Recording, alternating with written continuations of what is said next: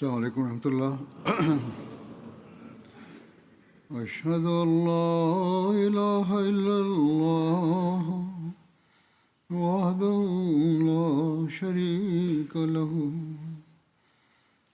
وأشهد أن محمدا عبده ورسوله أما بعد فأعوذ بالله من الشيطان الرجيم بسم الله الرحمن الرحيم الحمد لله رب العالمين الرحمن الرحيم مالك يوم الدين إياك نعبد وإياك نستعين اهدنا الصراط المستقيم صراط الذين أنعمت عليهم غير المغضوب عليهم ولا الضالين.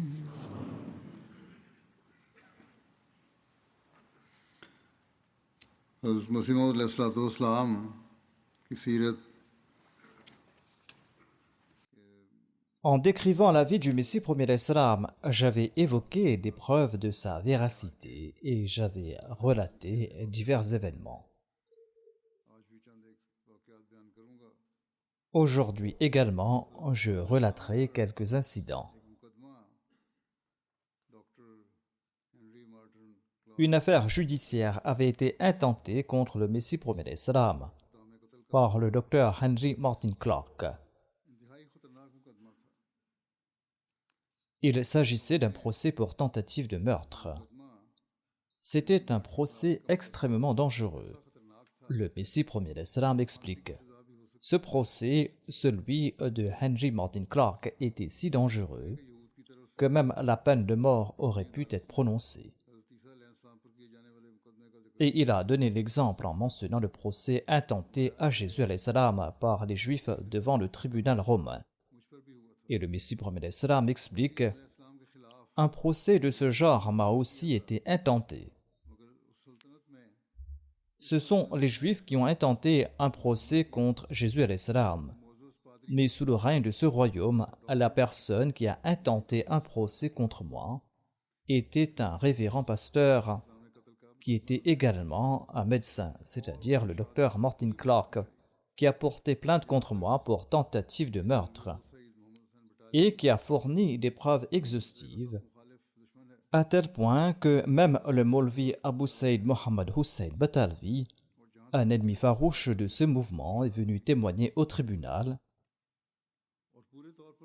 et dans toute la mesure de ses moyens, il a témoigné contre moi et il a fait tout son possible pour prouver entièrement le bien fondé de l'accusation portée contre moi.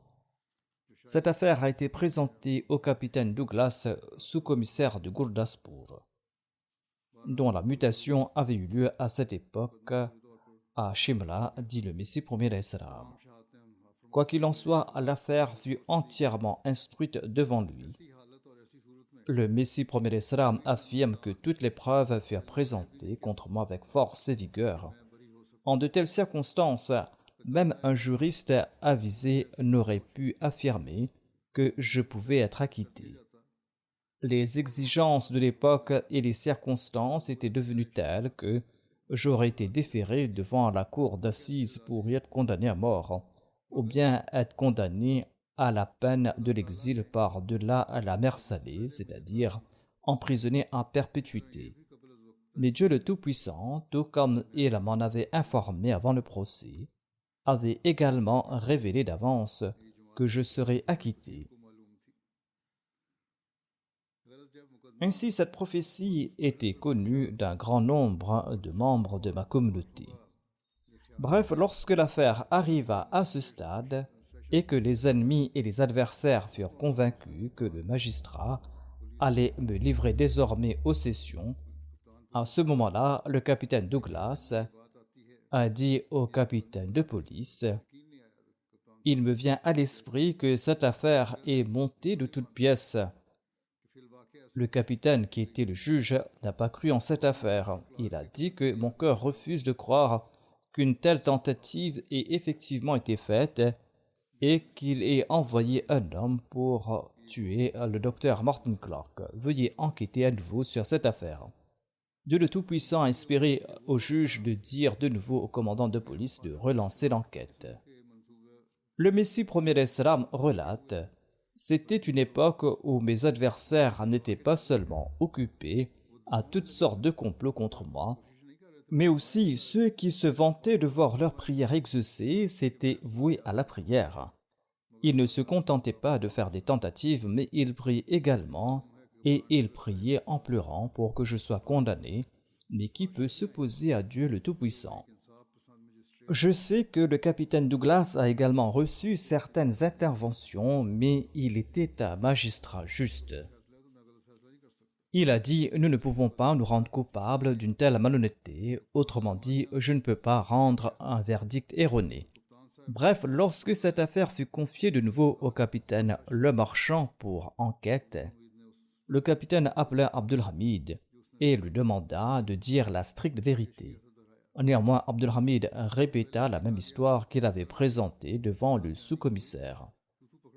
On lui avait déjà dit que s'il y avait la moindre contradiction dans ses propos, il serait arrêté. C'est pourquoi il s'en tenait à la même version. Mais le capitaine lui a dit qu'il avait déjà fait cette déclaration. Le saheb n'est pas satisfait de cela, c'est-à-dire le magistrat n'est pas convaincu, parce qu'il ne disait pas la vérité. Quand le capitaine Le Marchand le lui répéta, Abdulhamid tomba en pleurant à ses pieds et dit: sauvez-moi. Le capitaine l'a réconforté et lui a dit de parler. Là-dessus, il a révélé la vérité et a franchement avoué qu'il avait été contraint de faire cette déclaration sous menace et que Mirza Saheb ne l'avait absolument pas envoyé pour le tuer. Le capitaine fut heureux d'entendre cette déclaration et il télégraphia au sous-commissaire que nous avons tiré l'affaire au clair, et l'affaire fut ensuite présentée à Gurdaspur, où le serment du capitaine Le Marchand fut recueilli et il fit enregistrer sa déposition sous serment. Le Messie premier d'Islam a déclaré: à ce moment-là, au tribunal, je voyais le sous-commissaire qui était très heureux que la vérité éclate, et il était très en colère contre ces chrétiens qui avaient rendu de faux témoignages contre moi. Il m'a dit: vous pouvez intenter un procès contre ces chrétiens, mais comme moi je suis averse au litige, j'ai simplement répondu que je ne voulais pas intenter de procès, mon procès est déposé au ciel. Sur le champ, M. Douglas y rédigea son jugement. Une grande foule s'était rassemblée ce jour-là, et il m'a dit en annonçant le verdict: félicitations à vous, vous avez été acquitté. Je voyais qu'alors le monde entier était devenu mon ennemi, et il en va ainsi. Lorsque le monde décide de vous faire souffrir, jusqu'aux murs et aux portes se mettent à vous meurtrir, c'est Dieu seul qui sauve ses serviteurs sincères. J'étais véridique et c'est pourquoi Allah m'a sauvé. C'est dans cette même affaire que la droiture et la haute moralité du Messie premier d'Islam furent attestées par une personne concernée par ce procès. Il s'agissait d'un avocat extérieur à la communauté et son nom était Molvi Fazaldin.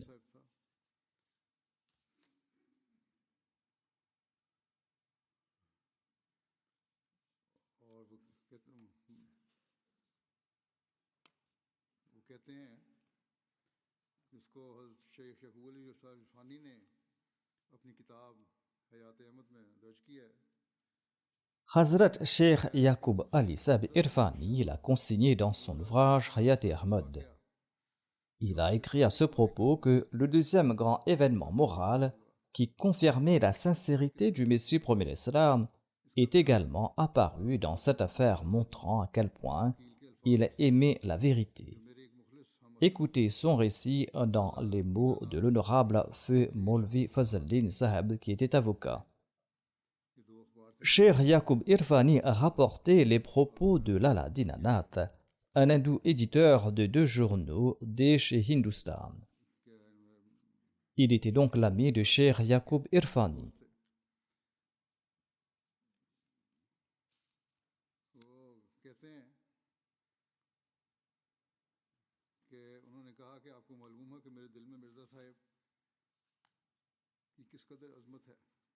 Lala Dinanat explique que l'avocat Molvi Fazaldin Saheb lui a dit ceci: vous avez appris à quel point je respecte Mirza Saheb.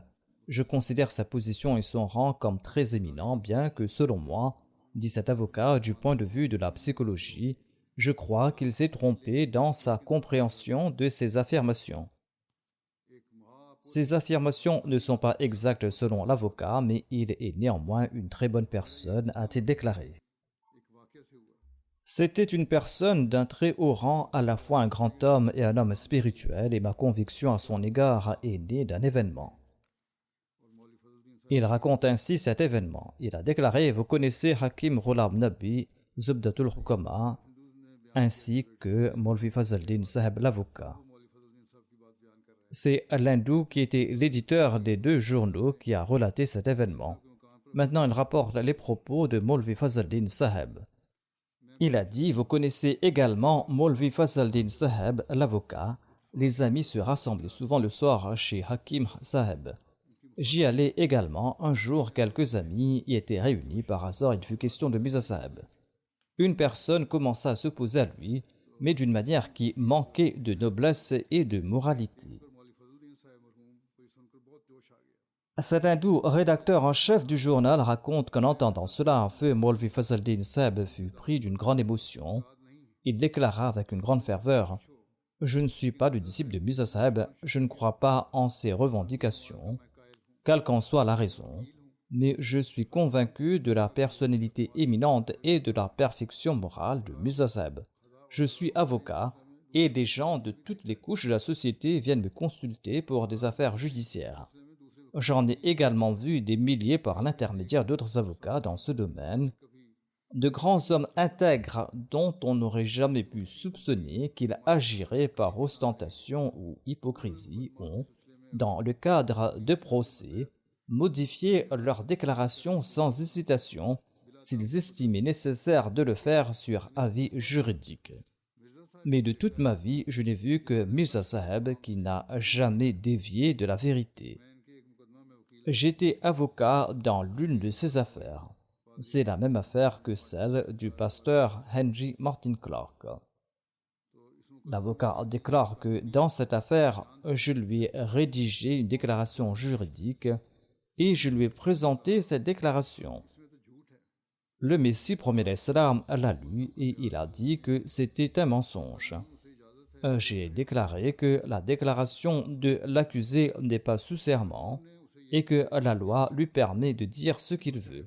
À cela, le Messie promet l'Islam a répondu que la loi lui a certes donné la permission de déclarer ce qu'il veut, mais Dieu le Tout-Puissant ne le permet pas. Dieu n'a pas permis qu'il mente, et ce n'est pas non plus l'intention de la loi. Je ne suis donc jamais prêt à une telle déclaration qui contredirait les faits, a dit le Messie premier d'Islam. Je présenterai les faits avec précision. Molvi Saheb, l'avocat, disait que vous vous mettez délibérément en difficulté.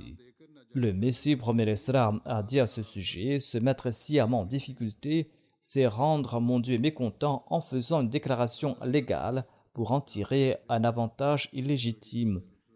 C'est quelque chose que je ne peux pas faire quoi qu'il arrive.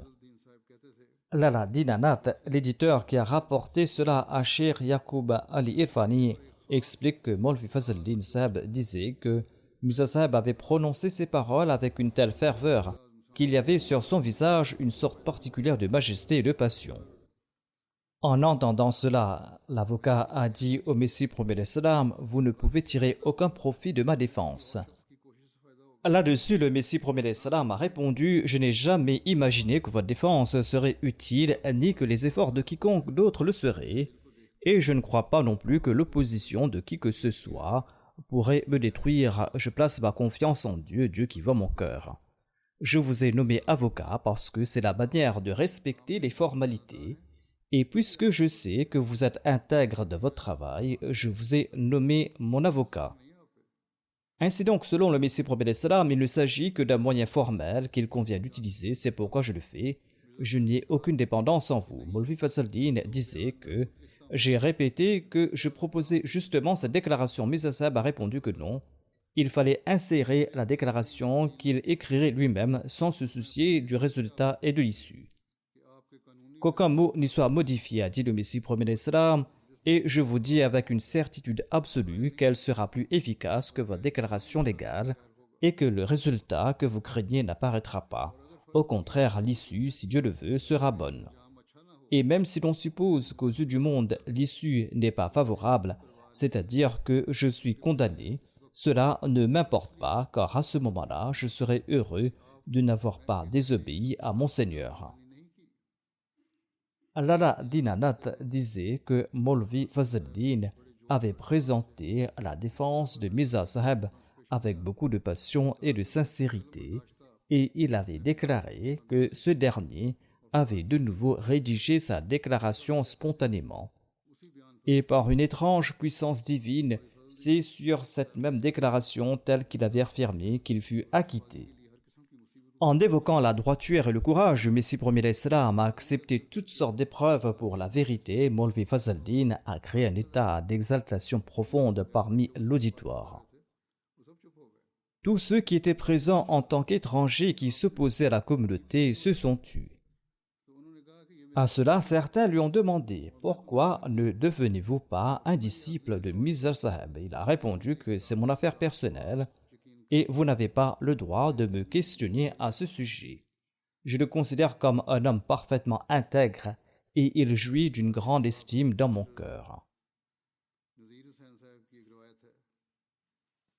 Il y a le récit de Master Nazir Hussain Saheb concernant cet incident.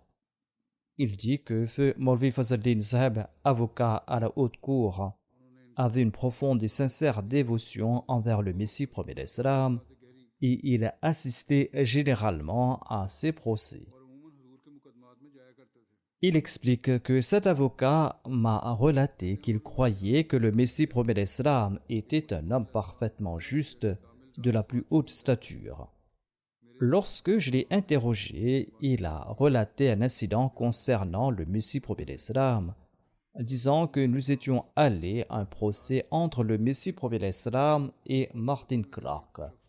Lorsque, pendant le procès, une personne nommée Abdul Hamid a déclaré que le Messie premier d'Islam l'avait envoyé pour tuer Martin Clark, le défunt maître Maulvi Fazl-Din, avocat de Lahore, en tant qu'avocat, a dit au Messie premier d'Islam qu'il devait déclarer à la cour que je ne connais pas Abdul Hamid.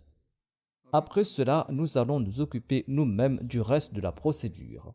Faites tout simplement cette déclaration que je ne connais pas cet individu. Le défunt avocat disait que nous avions assuré sa sainteté par tous les moyens, que si sa sainteté faisait juste cette déclaration, son succès serait certain. Sinon, la libération serait impossible. Le défunt avocat disait que sa sainteté le Messie premier d'Islam, après avoir écouté toutes nos propositions, a déclaré que « Je suis venu pour établir la droiture dans le monde. Je ne mentirai jamais, même si l'on me pend.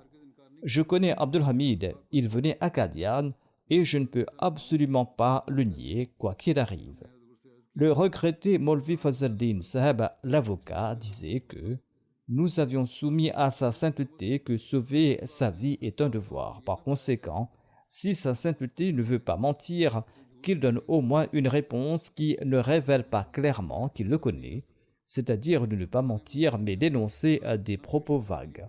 Sur ce, le Messie premier d'Islam a déclaré que je ne peux pas faire cela. Dieu m'a envoyé dans le monde pour présenter son exemple. Je ne suis pas prêt à présenter un tel exemple pour sauver ma vie. Quand bien même je perds la vie en disant la vérité, j'aurai quand même réussi. Feu Maulvi Fazl-Din Saheb, qui n'était pas Ahmadi, disait que nous étions complètement désespérés à ce moment-là, et lorsque sa sainteté a fait sa déclaration au tribunal, il a clairement admis qu'il connaissait Abdul Hamid. Sur ce, nous avons cru qu'une libération était désormais impossible. Mais en voyant le soutien divin que sa sainteté a reçu dans cette affaire, nous avons été étonnés de voir comment Dieu avait aidé son désigné et qu'il a été honorablement acquitté et il a triomphé dans cette affaire grave.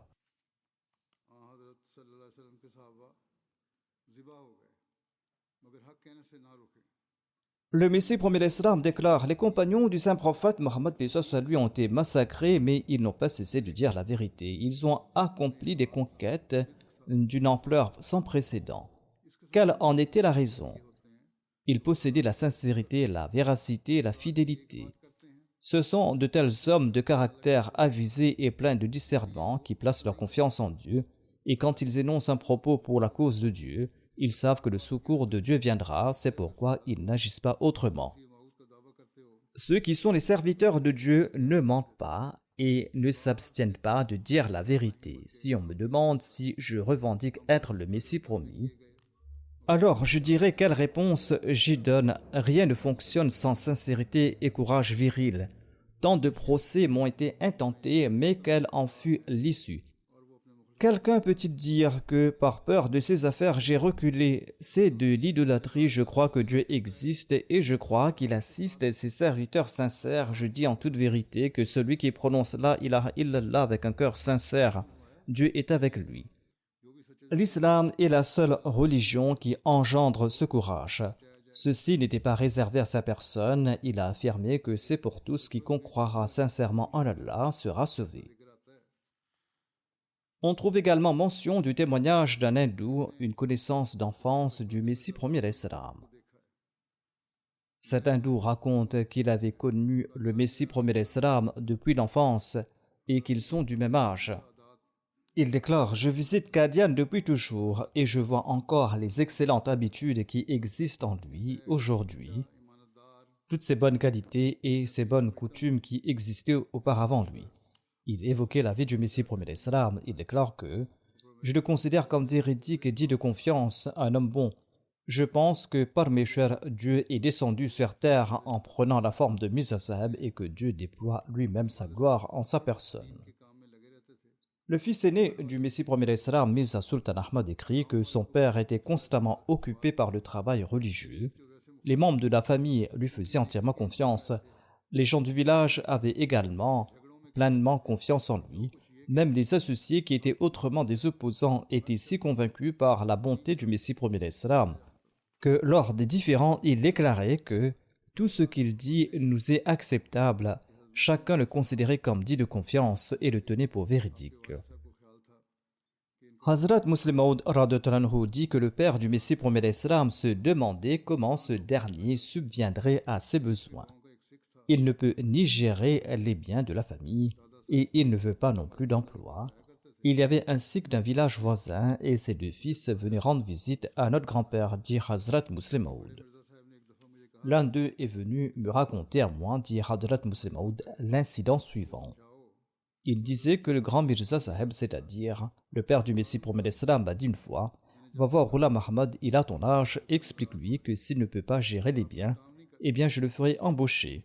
Je suis allé lui dire que son père était fâché parce qu'il ne travaillait pas.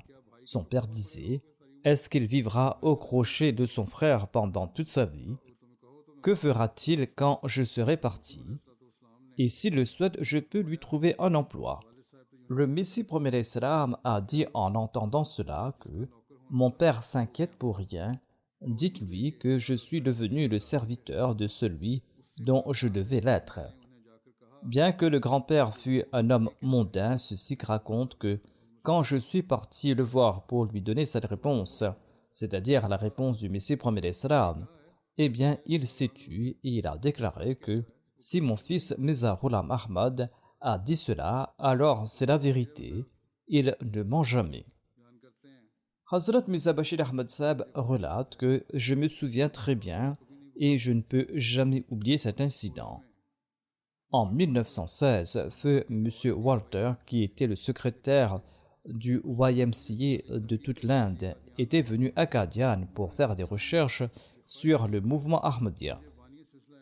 Il a exprimé à Qadian le souhait d'être présenté à un ancien compagnon du Messie premier l'Islam, le fondateur du mouvement Ahmadiyya. Feu Munshi Arora Sahib était à Qadian. M. Walter fut présenté à Feu Munshi Sahib dans la mosquée Mubarak. Après une conversation formelle avec Munshi Sahib, M. Walter lui a demandé ceci: quelle preuve vous a le plus influencé quant à la véracité de Mirza Sahib? Munshi Sahib a répondu qu'il n'était pas très instruit et qu'il ne connaissait pas beaucoup d'arguments savants. Mais ce qui l'avait le plus marqué, c'était la personne de Hazrat Sahib, c'est-à-dire le Messie premier d'Islam. Il n'avait jamais vu de personne plus sincère, plus honnête et ayant plus de foi en Dieu que lui.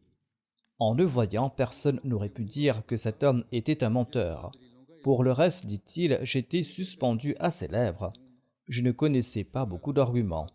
En disant cela, Feu Munshi Sahib était devenu si bouleversé à la mémoire du Messie premier d'Islam qu'il a fondu en larmes et les sanglots lui coupaient la respiration.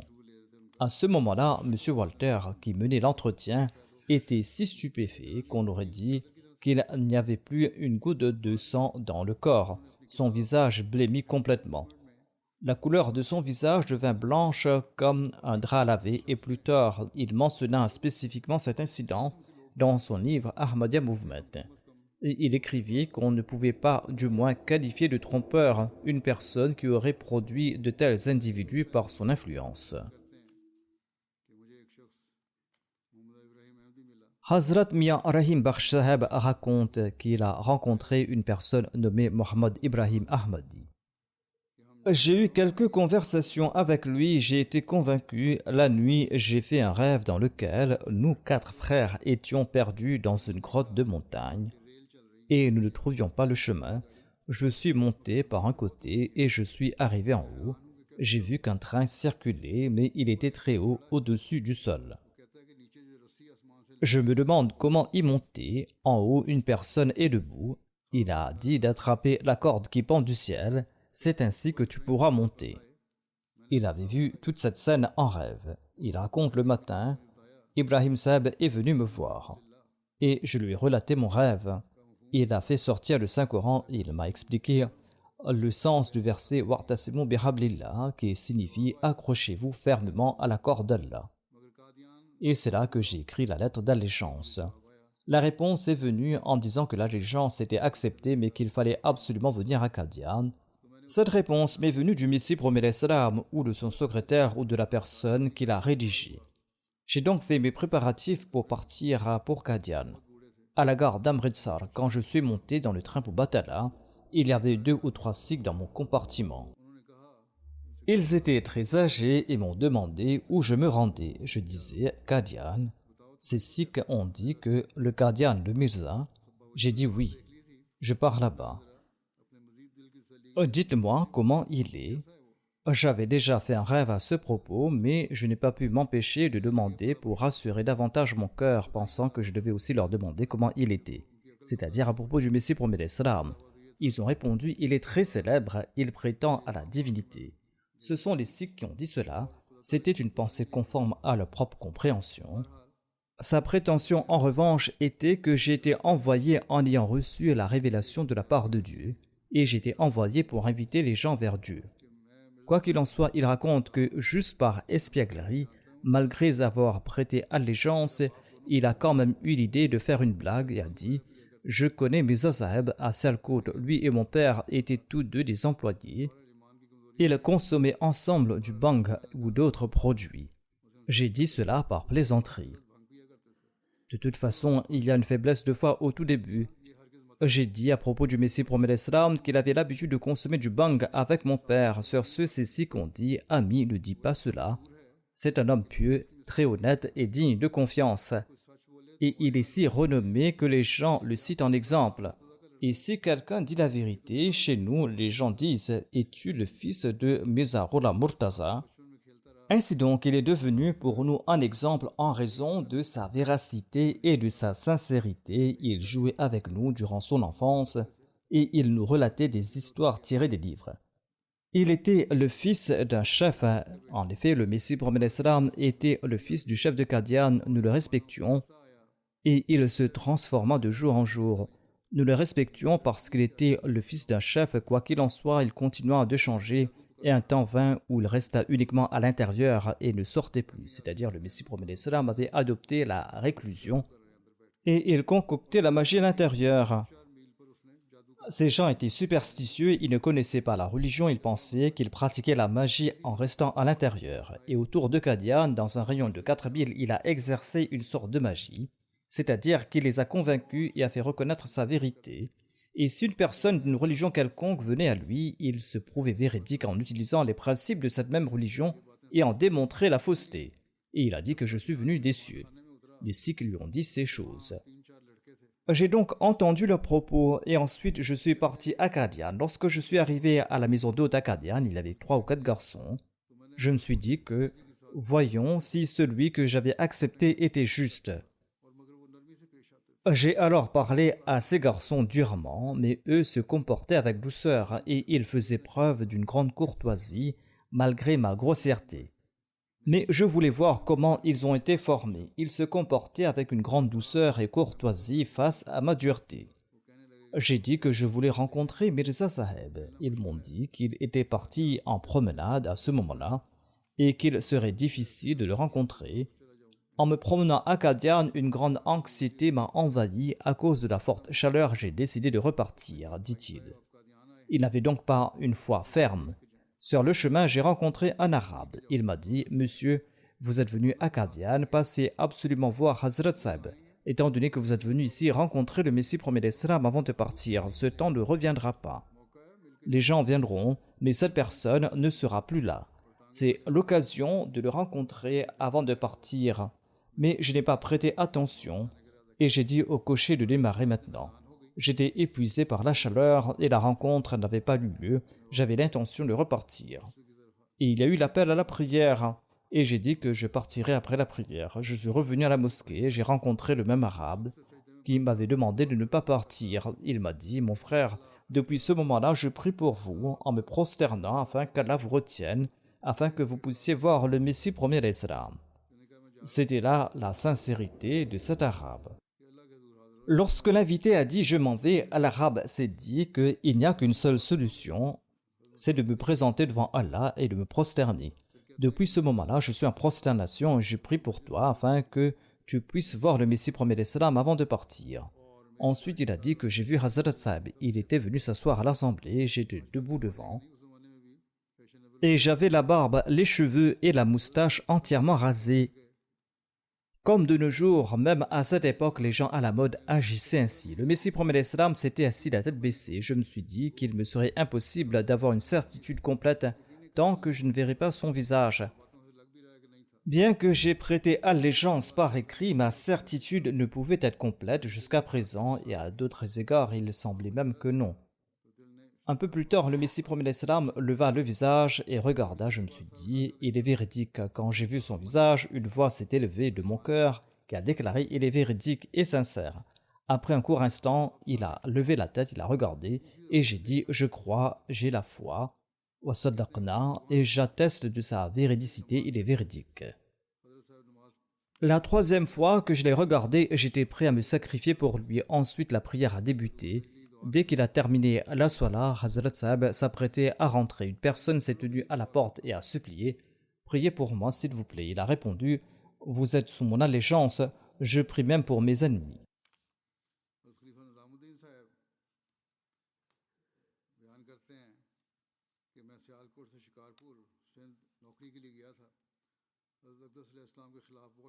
Hazrat Khalifa Nizamuddin Sahib relate « J'étais parti de Sialkot pour Shikarpur dans le Sindh afin d'y chercher un emploi. J'ai entendu beaucoup de bruit contre le Messie premier d'Islam.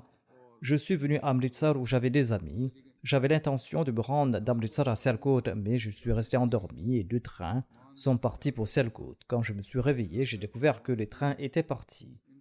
Aussitôt l'idée me vint que le village de Mirza Sahib était proche et que je devais lui rendre visite. Ensuite, j'ai demandé quand il y aura un train pour Batala et on m'a dit que le train partirait dans une demi-heure.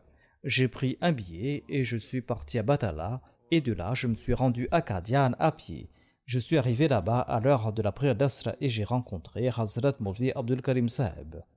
Il était de Sialkot et moi aussi j'étais de Sialkot. Il était très content de me voir. Nous avons fait la prière d'Asra. Le lendemain matin, Maulvi Abdul Karim a informé le Messie premier d'Islam. Il ajoute qu'ensuite une fenêtre de la mosquée s'ouvrait pour lui tout près de la niche Et c'est là-bas que le Messie premier d'Islam a reçu mon serment d'allégeance. Il dit qu'en voyant le visage du Messie premier d'Islam, j'ai eu la conviction au fond de mon cœur que le monde est mensonger, mais pas ce visage. Ce visage est le visage d'un véridique. Il y avait un charme particulier dans son visage. Il y avait une telle lumière qui s'en dégageait, qui captivait les cœurs. De même, Hazrat Hakim Abdurrahman Sahib relate: lorsque mon père, après avoir prêté allégeance, se rendit à Tchak numéro 276, au bureau de poste de Gujarat dans le district de Lialpur. Là-bas, il a fait une vaste campagne de prédication dans la région et les gens l'ont choisi comme leur imam. Et il a commencé à leur enseigner le Saint-Coran et la question de la mort de Jésus fut abordée. Il a expliqué en détail la mort du Messie. Et les gens en étaient étonnés. Il y avait là-bas un homme nommé Waziddin. Il était le chef du village. Un jour, Waziddin a dit à Hakim Sahib qu'il avait besoin d'un chaudron. Là-bas, les notables se faisaient fabriquer de très grands chaudrons, généralement pour nourrir les pauvres, et aussi pour certaines réceptions que les Chordis organisaient. Il a dit, en tout cas, il avait besoin d'un grand chaudron et qu'à Gujranwala, on fabrique de bons chaudrons. Eh bien, partons là-bas, venez avec moi. Nous allons en prendre de là-bas. Je lui ai dit que si vous voulez absolument chercher un bon chaudron, nous allons partir à Batala, ils y sont mieux fabriqués.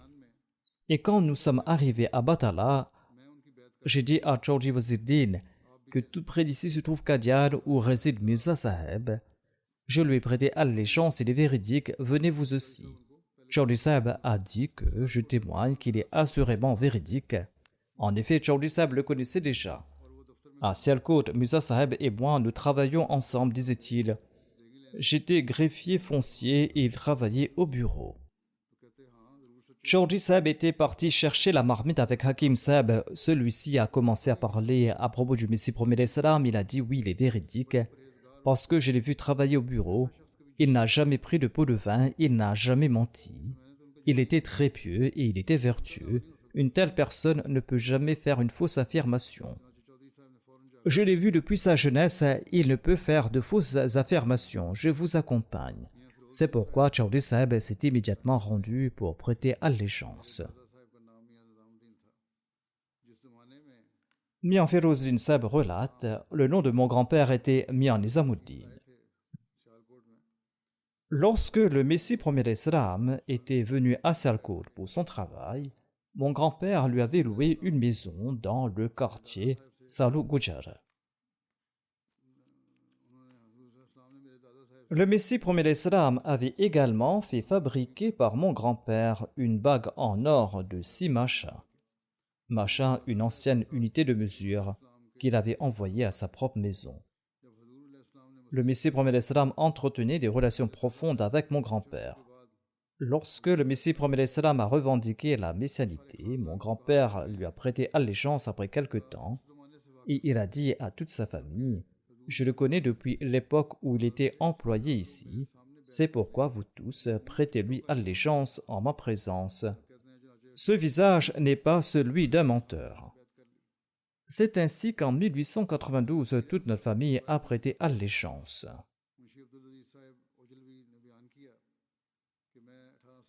Hazrat Mirza Bashir Ahmad Sahib relate que Munshi Abdulaziz Ojlavi a déclaré: vers l'an 1890, j'étais greffier foncier dans le village de Jagatpur Kolian, dans le district de Gurdaspur.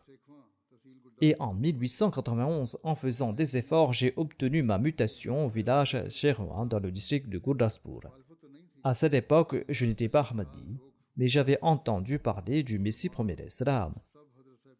Je ne lui étais pas hostile, mais le plus souvent, l'idée suivante était un obstacle pour moi, notamment que tous les ulémas étaient contre le Messie premier d'Islam. Après être allé à Sekwan, j'ai fait la connaissance de Mian Jamaluddin, Imamuddin et Khairuddin. Ils m'ont offert un livre du Messie premier d'Islam intitulé Isra Waham. J'ai commencé à lire cet ouvrage après avoir prié. À mesure que je lisais cet ouvrage, la vérité de Hazrat Sahib s'est ancrée dans mon cœur comme un pieu, et tous mes doutes ont disparu. Quelques jours après cela, je suis parti à Qadian avec Mian Khairuddin et j'ai vu Hazrat Sahib pour la première fois tout près de la pièce ronde. En voyant le Messie premier d'Islam, j'ai dit à Mian Khair Sahib que ce visage n'était pas celui d'un menteur. Et par la suite, je lui ai prêté allégeance.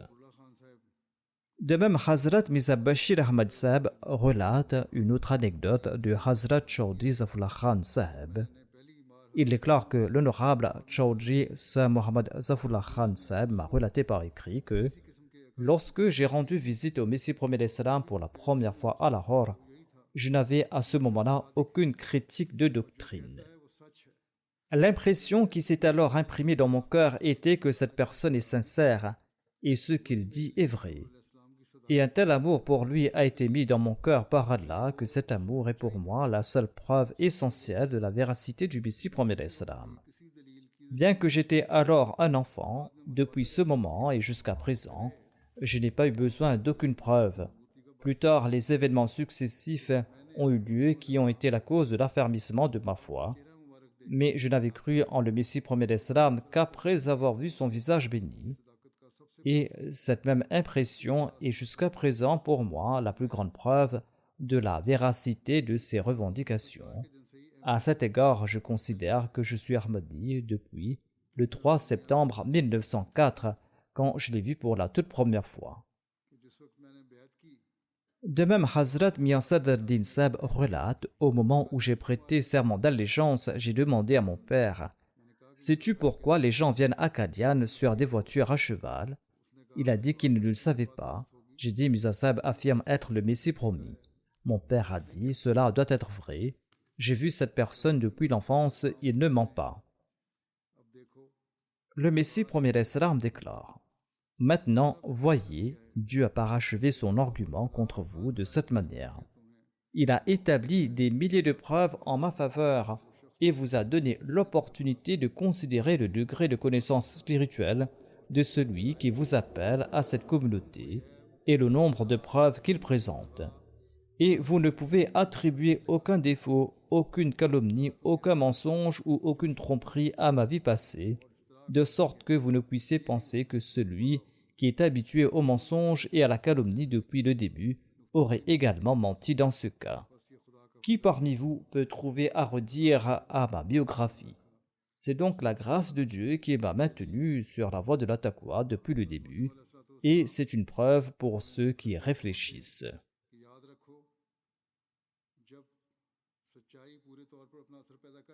Le Messie premier d'Islam nous prodigue ce conseil. Il déclare « Souvenez-vous que quand la vérité produit pleinement son effet, elle devient une lumière.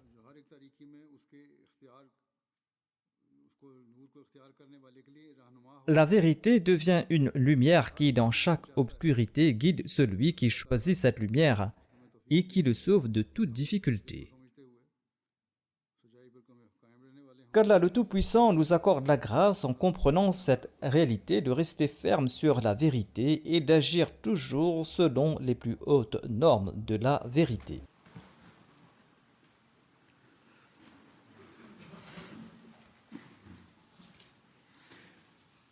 Alhamdulillah, alhamdulillah, nahmaduhu wa nasta'inuhu wa nastaghfiruhu. ونؤمن به ونتوكل عليه ونعوذ بالله من شرور أنفسنا ومن سيئات أعمالنا من يهده الله فلا مضل له ومن يضلل فلا هادي له ونشهد أن لا إله إلا الله ونشهد أن محمدًا عبده ورسوله. عباد الله رحمكم الله إن الله يأمر بالعدل والإحسان وإيتاء ذي القربى وينهى عن الفحشاء والمنكر والبغي يعظكم لعلكم تذكرون اذكروا الله يذكركم وادعوه يستجب لكم ولذكر الله أكبر